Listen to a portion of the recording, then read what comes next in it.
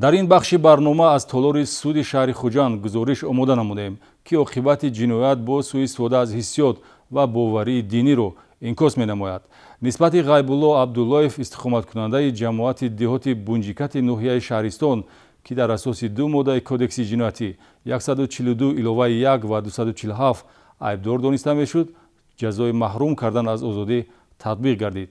дар суди шаҳри Хуҷанд кирдори ба ҷомеа хафноки судшаванда Абдуллоев Ғайбулло соли таваллудаш 1949 истиқоматкунандаи ҷамоати деҳоти Бунҷикати ноҳияи Шаҳристонро аз тарозуи адолати судӣ гузаронида дар содир намудани ҷиноятҳои дар моддаҳои 142 иловаи 1 ва 247 кодекси ҷиноятӣ пешбинӣ шуда гунаҳгор эътироф намуданд. тибқи далелҳои ҷамъоваришуда Абдуллоев занон ихлосмандони табобат бо усули дуохониро бовар мекунонидааст, ки вуҷудашон ҷин дорад ва бо баҳонаи аз тани онҳо баровардани ҷин бо онҳо наздик мешуд. моҳи феврали соли равон аз болои ин гуна ҳаракатҳои зидди ахлоқии кормандони милитсия маълумот гирифта, дар доираи чорабиниҳои оперативии ҷустуҷӯӣ бадахлоқии Ғайбулло Абдуллоеви Дохон тасдиқ ёфт. тавре дар рафти мурофиат таъкид рафт, судшаванда Абдуллоев бо роҳи фиреб ва ваъдаи дуохонию ҷинбарорӣ ба боварии як нафар сокини шаҳри Хуҷанд даромада, дар баробари 200 сомонӣ маблағи пулӣ гирифтан, зимни табобат бо роҳи дуохонӣ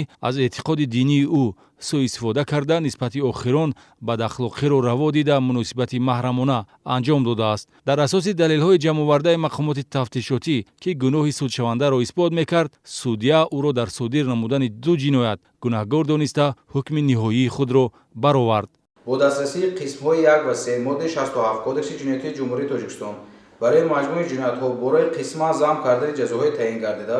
ба судшаванда Абдуллоев Ғайбулло ҷазои ниҳоӣ дар намуди маҳрум сохтан аз озодӣ ба муддати 4 сол бо адо кардани ҷазо дар калонияи ислоҳӣ дорои низоми пурзур